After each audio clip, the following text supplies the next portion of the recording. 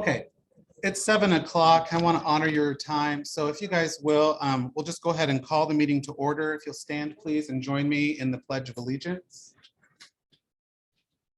Attention, salute, pledge. I pledge allegiance to the flag of the United States of America and to the republic for which it stands, one nation, under God, indivisible, with liberty and justice for all. Thank you. You may be seated. Tonight, we are thrilled to welcome a native Washington County resident, Brandon Wade, for U.S. Senate. He is going to talk to us about his campaign, what he stands for. We'll let him speak for a little while, and then if you guys will hold your questions, then he will take a few minutes at the end to answer anything you guys may not have found that he covered very well. So Brandon, if you want to come up to the stage, please. Thank you.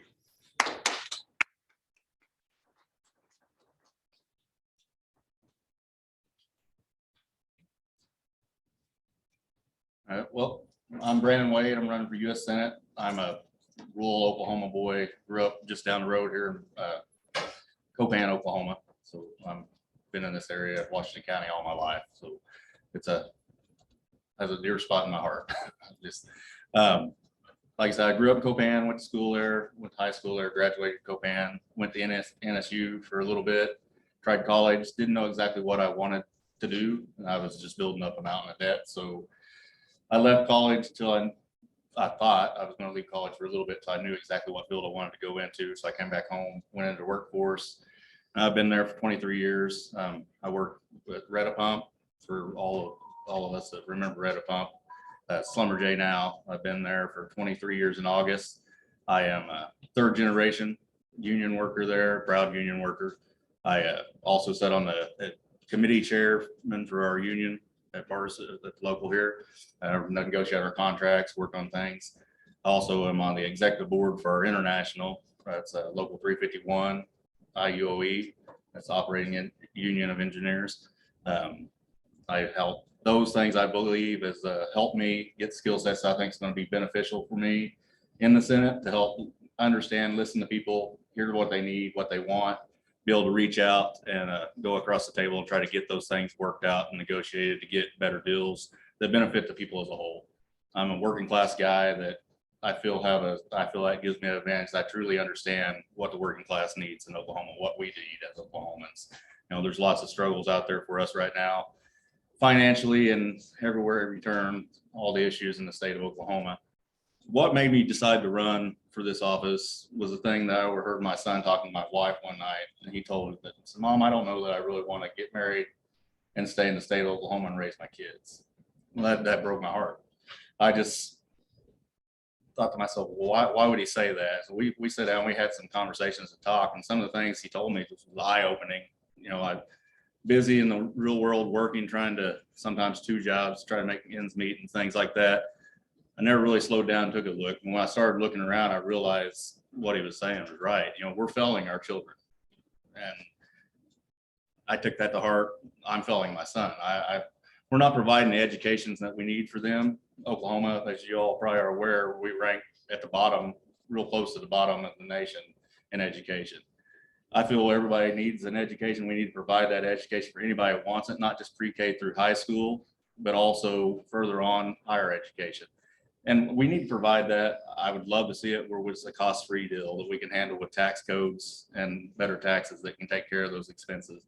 But if not, then we at least need to make it affordable, work with our universities to make things meet where we can get a more reasonable rate for the kids where they don't come out of that mountain of debt. Where you have to make the tough decision like I did that, well, this is probably ain't for me. I'm getting too much debt that I'm never going to be able to repay or struggle for years to pay it and leave and go into the workforce instead of getting a better education and probably a better job later down the road. I mean, I love my job, but it's hard work and a lot of labor. You know, so those are things that I feel got me going into this when I started looking around. I feel that unfortunately our Senate is really dysfunctional right now and their hands are tied. You know, we got the majority, but we can't get anything passed or accomplished, which leads to other things I have with the filibuster. That's one subject that we got to address. We got to get rid of that. It's keeping us from passing any laws that make our lives better. we've got to have the 60 votes, and it's just not going to work. We got to reverse that, get rid of that. Other issues, women's rights. That's a big deal with me. I'm a big advocate for women's rights. I feel everybody's rights as far as that goes, but our women's rights are being attacked and took away as we speak. The government just keeps signing and signing and signing bills that are restricting their right worse and worse. I mean, I heard today we're the most stringent on the abortion deal. And whether you're for or against abortion, I'm for the woman's right to make the choice. I feel it's her choice, and that should only be her choice that she makes. That she talks to her doctor, and they decide what's best, and they make that educated decision. No man should make that decision. I don't feel that we have the right to make that decision. It's her body and her medical choice, and it's a basic human right that should be afforded to the woman. And that's just going to lead overturning a Roe, which sounds like it's going to happen, is just going to lead to a slippery slope. It's going to continue to take rights away from more and more people. Our LGBTQ plus group, we're taking attack on our children in those categories solely based on the way they feel inside, how they feel, how they identify, which to me is not right. I grew up with the belief and taught that you should respect one another and treat everybody equally. Never judge the person by their actions, not based on what their skin color is or who they are or how they identify.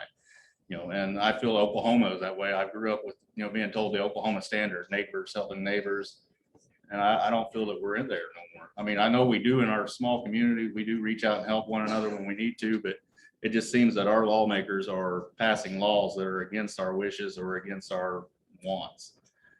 So healthcare is another issue that goes hand in hand with the women's right to choose, but healthcare, I feel, needs to be made more readily accessible. I'm all for the healthcare for all, making it an affordable healthcare, taking on pharmaceutical companies and making, prescription drug costs at a lower cost where it's affordable.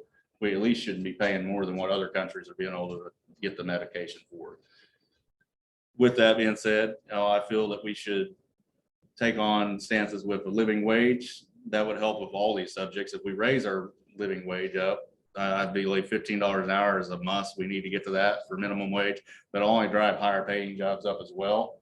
But with $15 an hour, really, we're kind of behind the ball at $15 an hour. We can't negotiate and try to go lower. I mean, we got to at least start at 15 and then adjust that, keep adjusting it for cost of living. Social Security is another issue. I have parents that are on that.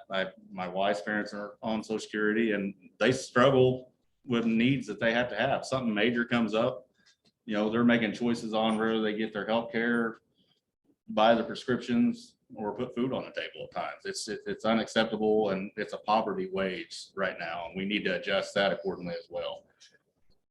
The other big deal with the shooting the other day in Texas, my heart goes out to those parents. I'm speechless of what to say. I don't really know how to say much other than I pray for them. I'm sorry, and I wish that upon nobody to have to go through that. But we have got to do something with gun reform. We have got to get common sense back into our legislation somewhere. I don't understand. We got 90% of the population in the United States are behind us and the parents wanting to do some kind of gun reform, wanting to protect our children. Our lawmakers, for whatever reason, want to say they're pro-life, they're pro taking care of a baby and protecting life, but they're not taking care of our children. They're failing them, just like I was saying we were with our education. They're failing our children. My son worries to death. He's in high school here in Bartlesville, and he worries to death that before he graduates, we're going to have an active shooting in our school. I can't imagine that happening in our town. We've got to get common sense gun laws. We got to have mandates for background checks, and not just a background check where I can walk into a store and in 20 minutes walk out that store with a gun. That's not a background check. It needs to be a thorough background check that's ran on you. You have to have a waiting period before you can purchase, make sure that background check comes back. Background checks, not just at the stores, not just the gun shows, but individual sales between one person and another. If I'm selling a gun to somebody, I should be required to have that background check done and wait on that background check to come back and say, yeah, you can sell that gun to that person. Accountability. We need to hold people accountable for those actions. If I sell a gun to somebody and I don't have that background check done and that person goes out and commits a crime with that, I should be held as an accessory to that crime. because I didn't uphold my part, my responsibility. I was taught at a young age, being from rural Oklahoma, my dad taught me how to handle a gun, how to shoot a gun, how to respect that gun and treat it as it was a weapon that was made to kill. And that's the only thing you're using that weapon for. You use it to hunt, or you use it to protect yourself. And if you do pull it out to use it, you got to know that what you're doing is shooting to kill something. So we got to reinstall that. I had to go to hunter safety courses. I had to go to classes on educating you how to handle a firearm. Those should be mandatory. We've got away from that. We got open carry. You run around, we're carrying guns into Walmart, into wherever. Why we allow that is beyond me. I'm tired of hearing the only way of stopping a bad guy is a good guy with a gun. That doesn't work. Obviously, we seen that the other day. We had police officer there at the school, and the kid was still able to get into the school. So the good guy doesn't stop the bad guy all the time. We've got to do better. The background checks are a must. Holding people accountable. I believe educating and mandating classes before you own guns. And then, you know, I'll draw the blank thinking about what's going on, but there's so many things that we can do differently. And I don't have all the answers, but I would love to hear your guys' take on that, what you think is. I have lots of friends that are pro guns that when you mention that, you're taking away my Second Amendment right. Well, why is your Second Amendment right more important than my child's life? I don't understand that. It shouldn't be. So let's sit down, let's have a conversation across the table. Let's figure out common sense laws that can go in place and prevent this. That's where it was. Removing weapons of mass, weapons of war need to be took off the street. So semi-automatic weapons have no place in our society. They're made for killing and killing lots of people in a quick amount of time. Multi-bullet clips have no place. Why do you need a clip that holds 30 rounds, 100 rounds, whatever? There's no need in that. You're not using that for hunting. All you're using that for is to shoot and kill a lot of people. We need to remove those things from our society. They have no place here. I mean, we're the only country in the world that has the problem we're having with this kind of gun violence. It's because of our openness and our freedom. Oh, that's my right, you can't take it from us. Well, we also have rights on the other side of that too. We have the right to be safe. We have the right, my son should have the right to go to school and not worry from one day to another about, is there going to be a shooter today? Where do I got to go hide? Where's the quickest escape to get out of the school? So those are things that I think that we need to address. We must address. I mean, the time of we'll try to get it done is gone. We have to address those situations. We got to get people in office that are going to address those situations and hold people accountable, not just with the firearms, but hold our politicians accountable. If they're not doing what we send them to do, what we tell them we want to do, then vote them out for sure. But we got to hold them accountable, call them out on it. And that's exactly what I'm going to do when I get to Senate, is hold my other constituents up there, all my other senators up there accountable. Because I'm going to know what my people here in Oklahoma want. I'm going to talk to everybody. I'm going to have an open call. You guys call me anytime you want. My phone number is on my website. Even when I get in office, I want to hear from you. I want to know what's going on in your town, be it here in Bartlesville, be it Alva, Oklahoma, way down south Oklahoma. I don't care where it's at. I want to hear from everybody, because you can't represent the people if you don't know what they want. We got to have that open conversation. I want them to know me as well as I know them, just like my family. I want to understand truly what Oklahoma needs, because that's how we make things better, working together to make it work. And then I want to also know what my other Texas, Kansas, those people in those states, I want to hear what they have to say, because I want to hold their senators accountable when they're not doing the things that their people say they want. I want to be able to call them out and say, hey, why did you vote this way? This many people that I talked to in your state, this percentage want this done. Why are you voting that way? And put them on the spot for that. I don't know that it'll make any difference, because it seems they don't have a conscience, but we need to call it out and make it aware. Like I said, I was reading the sign over here, and that seems to sum up a lot of things. I'm for a lot of that. Justice for all is a big thing. We got to protect our rights and not let those go away. But protecting our rights doesn't mean taking away everybody else's rights either. So I mean, we got to be mindful on that as well. But we got to protect our rights. really it, I guess. I mean, I'm, like I said, we've got the questions. When are you doing that after me? No, you can do questions. Any questions for Mr. Wade? I have a question. In the Senate, what are 2 bills that you would like to see go before and pass?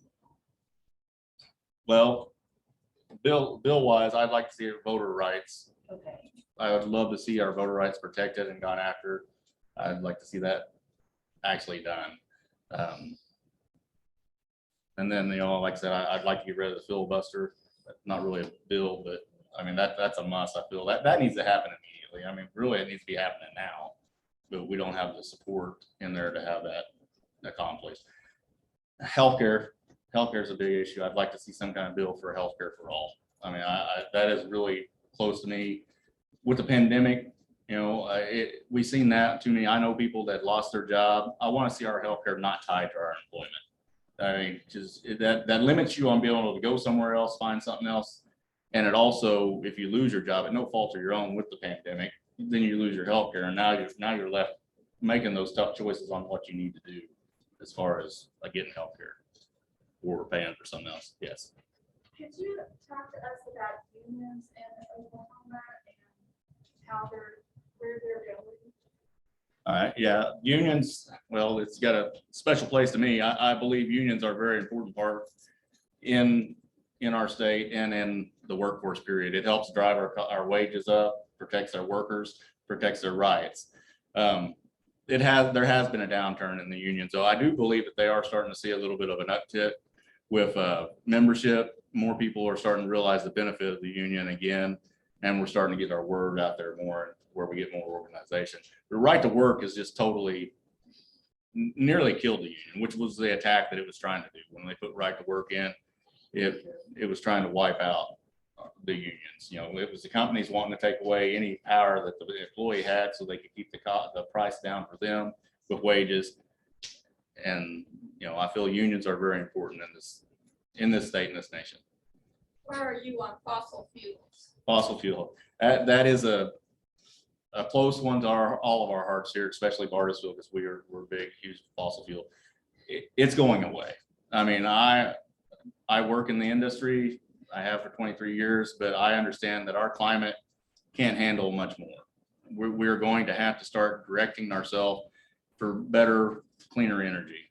And I hope Schlumberger, Conoco, all them big Baker Hughes and them places get on board and start looking at another energy source and start getting into that field. I mean, that it's a must. I mean, I hate to say it, but that we got to do better. We got to we're not going to have a planet later down the road if we don't protect it. And right now, fossil fuels, we're killing it. And we're running out of fossil fuels as it is. So it's, I know how oil and gas is, so they're going to hang on to it to the last dying second. But we need to try to encourage them incentive wise or whatever we need to do to try to get them to make the change.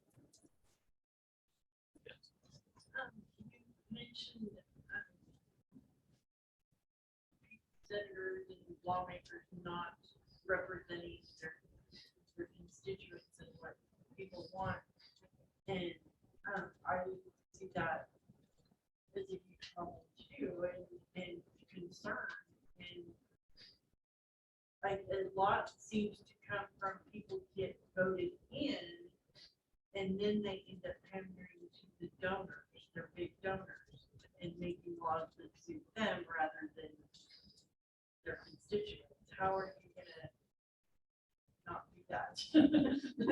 That's a very good question, and it's true. And unfortunately, it is the fact.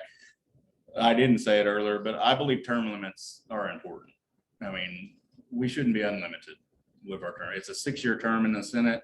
2 of those terms, to me, is more time than the president has in the office. So that's more than enough time in there. That would help eliminate some of the corruption part of that. I know it's trust me and believe me, but that's hard to say. Show actions. I'm not wanting any donations, big donations from any big corporations or anything like that. I would prefer small donations from normal, everyday working class people like myself. They can, whatever they can afford, $5, $10, $25 is fine. I would rather have millions $5 donations than a giant donation from the NRA or Big Oil or somebody like that. And that's me personally, because I see that corruption in there. I don't know. I mean, I think we need to remove the lobbyist thing. That's another thing that needs to happen. I really think we need to remove that, the money from politics and swaying votes and trying to buy our politicians. That really ought to happen.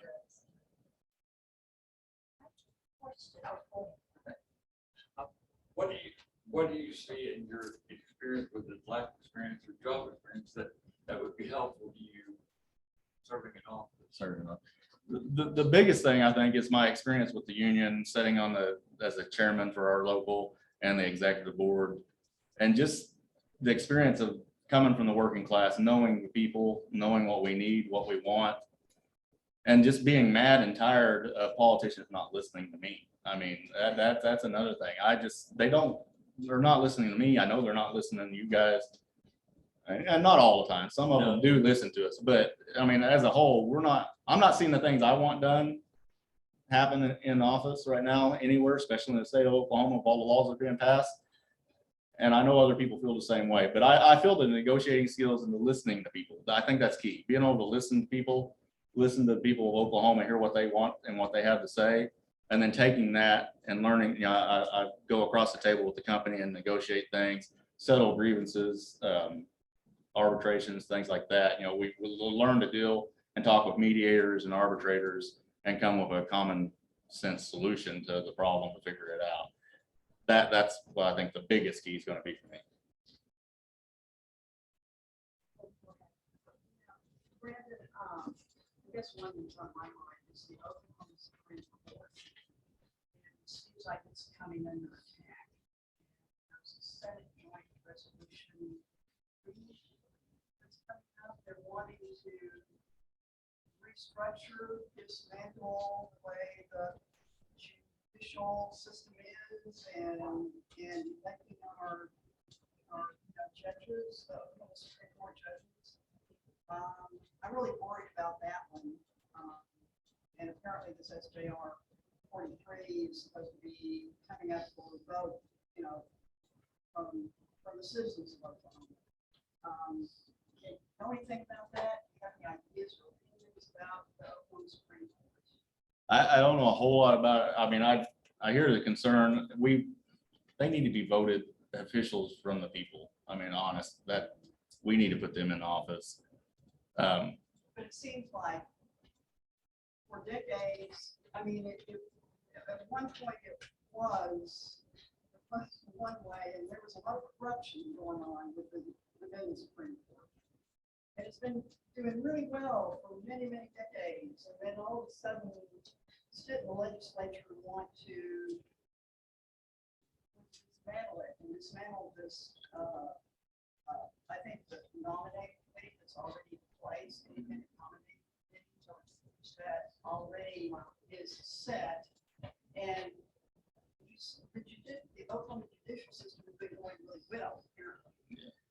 All of a sudden, this Republican legislature wants to just totally restructure it and make it into kind of a partisan, more of a partisan situation where they would be elected. Yeah, they would be elected through the legislature instead of having this independent commission that's already there. And that bothers me. It bothers me a lot. Yeah, because it's already working the way it is, and all of a sudden the Republican legislature wants to restructure it. Yeah, Make it into a political partisan situation. it should be concerning. I mean, I'm gonna have to read on it more, but it would be concerning to me. It's concerning me as well, because you see how we've set the Supreme Court up. It's been going and going, and they've been steadily getting, and now we're getting ready to overturn an established law of 49 years. Well, if you think about the whole Medicaid, the way the Medicaid came in, voted for it, and now Oklahoma has it. I think that was one of the reasons for, I guess, the legislature wanting to restructure the. I don't know. I'm worried about the Oklahoma Supreme Court. I'm gonna have to go home and read on that some more before I can give an educated answer on it. But I hear your concern, and I'm concerned about just hearing what you're saying. 'Cause, yeah, anytime they're wanting to change, it's been working and they're wanting to change it. So to me, it seems one party or the other, you're trying to put an influence on that. Before, decades ago, maybe the sixties, there was a lot of corruption within the Oklahoma Supreme Court. And that's the reason that they restructured it and had this independent commission as far as electing, our judicial system, Supreme Court judges. Now all of a sudden, We want to go back. SJR 43, they're wanting to dismantle things like that commission and make it a legislative process where the legislature would vote for the Supreme Court justice, which would make it very, very partisan Yes. and very, very political. Yeah, and we don't want that. That bothers me. Yeah, it should concern every citizen because I have to say that I was told by a good friend who should know that SJR 43 didn't make it out of committee. Oh, good. On our ballot Gosh. this year. Like, doesn't mean you're not. Yeah, we'll try again. It's on there. Yeah, I'm pretty sure they will. But we can breathe a sigh of relief, stuff like that, get ready for the next go round. Yeah. Any other questions? So Brandon, what can people do if they want to get involved in your campaign or donate or learn more? I got some little business cards, got my website, but and I got envelopes back there. It's got information on it. You can get that. It's got the address on there. Email it back to me. But visit my website and you can donate from there as well. You can see the things that I have issues I want to concern with. But the biggest thing is, just spread the word. I mean, spreading the word is the biggest thing we can do. Find a candidate, hopefully myself, but any candidate that you feel strongly about and pass that on to everybody try to help spread the word. Donating is great. That helps fund campaigns, helps get the word out even more, helps us reach out further. But spreading the word is the biggest thing you can do. Telling your friends, getting people registered to vote. That's key. We need people that aren't registered, get them registered and have them be involved in our election process. I have a question. This is a question I like to ask. There's lots of committees to be on once you get elected. What are 2 to 3 committees you would like to be on and why? Tells me a lot about The gun reform topic, I would love to sit on that just because it is so dear to me with my son and his concerns. I would definitely love to be there to try to influence and push to get that done. Our healthcare, I want to see some kind of healthcare for all. I would love to be sitting on some kind of committee for that. And I would like, I have members of my family that have served in the military. I wouldn't mind being on a veterans committee to help work with that.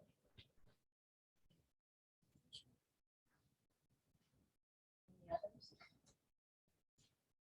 others? My biggest complaint about the Republican Party, and I have said to myself, I will never vote for Republican again. But the way they loaded up the Supreme Court was so dishonest, immoral, and unethical. You know what I'm talking about. Yes, sir. When he told Obama's, He was going out and he didn't have. we can't have an election now because this is election. We can't. This is election year. But when he got his person in there 2 months before the election, oh yes, we'd love to have you. There's no rule about you can't be here because it's a election year. It's just immoral and improper. Yeah, exactly right. I feel that frustrating. I was screaming that myself. Why we didn't let Obama put his in? Why are we letting somebody that's on his way out, possibly, or should be, we were hoping, elect somebody, put somebody in that position? Yeah, I completely agree with you on that. It would be wonderful, and I doubt if it'll ever happen, but if we could get enough Republicans in, but we could add 2 more people to the court. Yeah, I agree with you. I think getting more it's very important. We gotta get out and vote. We gotta find, the field I'm in's full. I mean, we got 6 people running in this primary. So you got a lot of choices on this side, but whoever you decide, we all gotta get behind and support. We need to turn both these seats blue. We honestly do. Kendra is running unopposed on the Democratic side.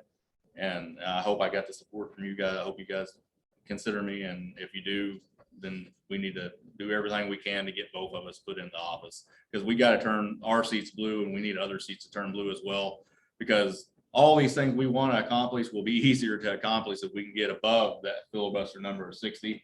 And we would probably have a good chance of getting rid of the filibuster if we do that. So. Any other questions? Thank you very All much. right. Mr. Wade. Thank you all for your time.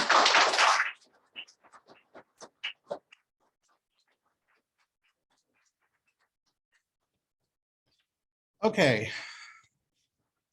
Few housekeeping items. On the back of your agenda, you guys will find the minutes. I'll pull them up for the people at home. I think I will. If you'll take a look at those minutes, we'll approve them here momentarily. If I can figure out how to share my screen.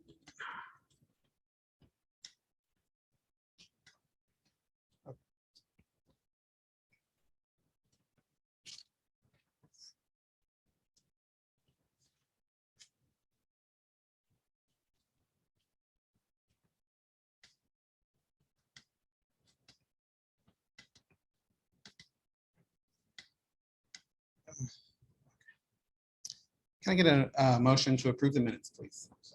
Thank you. Is there a second? Yep. All those in favor? Aye. Thank you. I'm assuming no one's opposed. No one ever is. Yes. Okay, let me stop sharing that screen. Okay. Thank you. For the reports, our new vice chair, Celeste, do you have a report to give today? If you don't, that's okay. Okay, that's fine. Secretary Doris, do you have a report to give? No? Okay. John, do you have one? No? Okay, perfect. As for me, I have a few things. Our bank total is $3,360.58. That, yes, $3,360.58. You're welcome. That includes donations and also an expenditure of $25. We signed up to participate in the Juneteenth celebration at the Westside Community Center, and there was an application fee with that. So that's where that $25 went. We will be participating in Sunfest next weekend, Juneteenth in June, as well as Freedom Fest on July the 4th. If you're interested in manning our booth at any time during those events, please see me today. We will send out signups. Some of you guys have already signed up with the Sign Up Genius and everything. But for those of you who haven't seen that, or you don't want to mess with all of that, you can sign up with us today in person. Just give us your name and phone number and we'll contact you. Make sure you get on that list and you can be a part of it. Yes, Celeste. I've got some details about Juneteenth. Perfect. Yes, sure. Go ahead. Hi, y'all. So Juneteenth is going to be Saturday, June 18th from 11 a.m. until 2:30 p.m. at Douglas Park, which is right there by the Westside Community Center. And they're going to have a bouncy castle and games and prizes and music and food. It's going to be really fun. So that's a short one, but I think it'll be a really good one. Yeah. So we're going to register voters. Did you say it was 4 hours long? Is that It's 11 to 2:30. 11 to 2:30? Okay, so Yeah. 3.5 hours. Yeah. we have Perfect. some time to set up and Yeah. kind of break down. But yeah, if anybody's interested, you could just raise your hand tonight and you can write it down or see Eric after. Yeah, for sure. Thank you, Celeste. All right, let's see here. Sorry. The other thing I did want to tell you, Celeste Cleary was approved for our vice chair position here in Washington County on Monday. We submitted her as a nomination to CD2's Congressional Central Committee. And then they met on Monday at our request and went ahead and approved her. So we're very happy. She's already done excellent work for you. You have no idea. So give her a round of applause. She definitely deserves it. We have had 2 Facebook pages kind of going for a while now. Our Washington County Democrats page, and then also a discussion page. And so I think to streamline our message and to make sure that we're getting everything's clear and concise, what we've done is we have separated ourselves from the discussion page. It's no longer affiliated with the Washington County Democrats. However, it still is a place for discussion amongst liberal or left or progressive, however you want to describe yourself, those kind of people. So we didn't want to delete the account. We didn't want the camaraderie or the ability to share that information to go away. However, we do want to make sure that there is just the party speaking for the party. And to that end, we've made that decision. Any comments or questions about that? You can hate it. It's okay. Yes. So you guys are like our admins. Right. Well, so our party page, the only admins per the state, the only admins that the county party page is allowed to have are elected officers.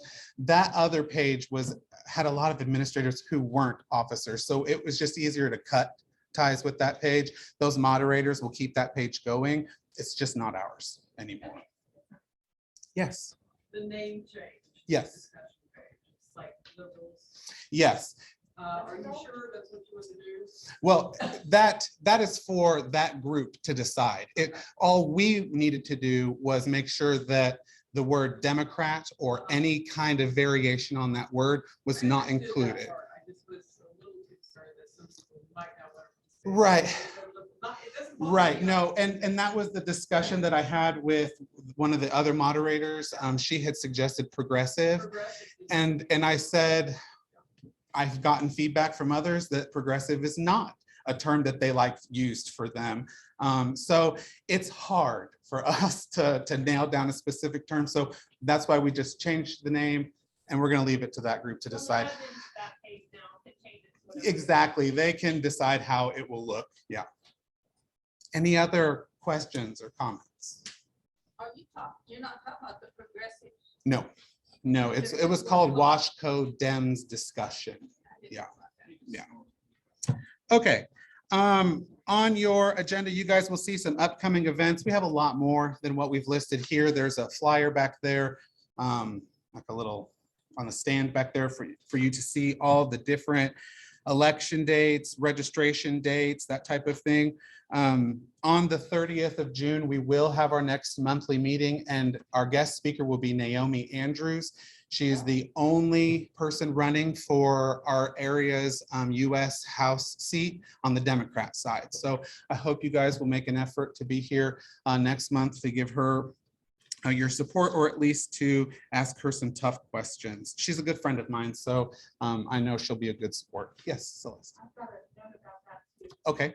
We are now in congressional district 2, Mhm. right?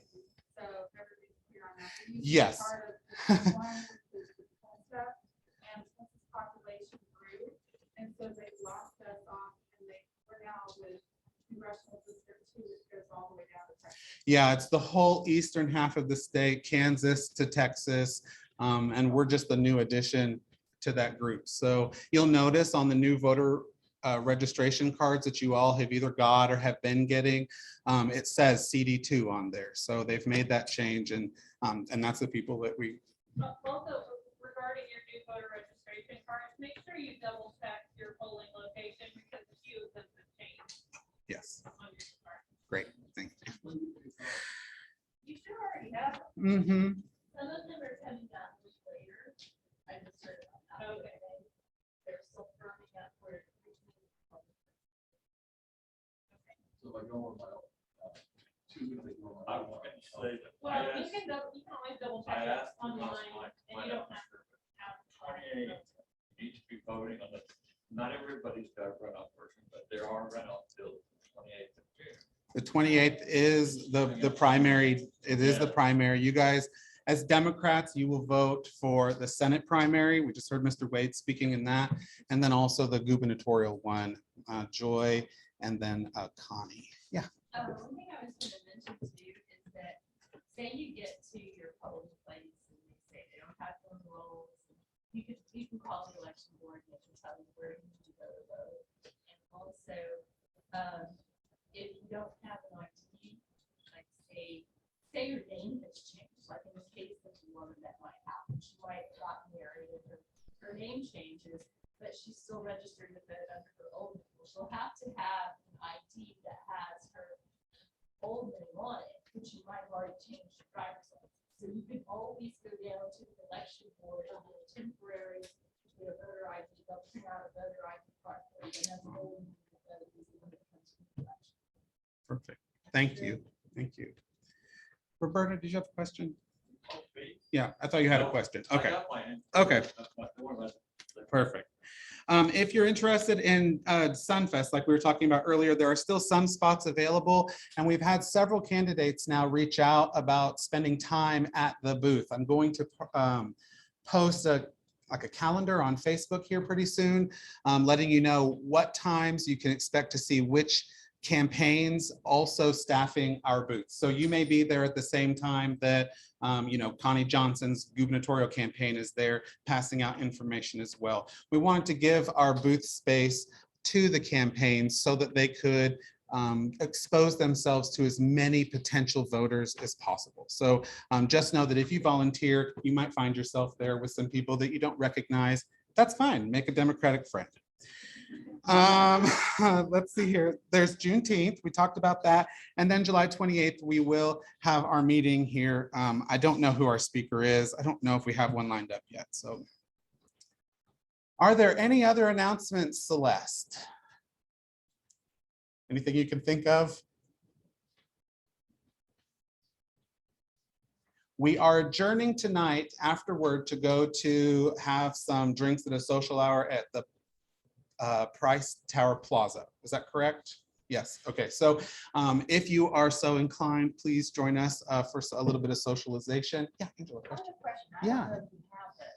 Okay. Perhaps some people need to be updated on how to register someone to vote. Do you have a video on, say, the Washington County Democrats? No. Could that be done? We can try to find something like that and link it. Yep, I think that would be helpful. for sure. Any other questions? No. All right, perfect. Can I get a motion to adjourn then, please? Thank you. Can I get a second? Perfect. All those in favor? Anyone opposed? Perfect. You guys have a great month. Please, please stay involved. Stay behind if you need to get signed up for Sunfest, Juneteenth, or Freedom Fest. We'd love to have you guys get involved. 30 minutes, 10 minutes, 2 hours. We don't care. Okay. Thank you guys for coming. This is a huge group. Like I said to some of these women when we first got here, I am sorry that some of you guys are having to show up to do the hard work that you guys have already done 30 or 40 years ago. It's embarrassing and it's upsetting. And especially from someone my age, I apologize to a room full of people who are mostly older than me. I don't know what's wrong with people my age, but I promise we're going to get it together. So thank you guys. Have a great month. We'll see you next month.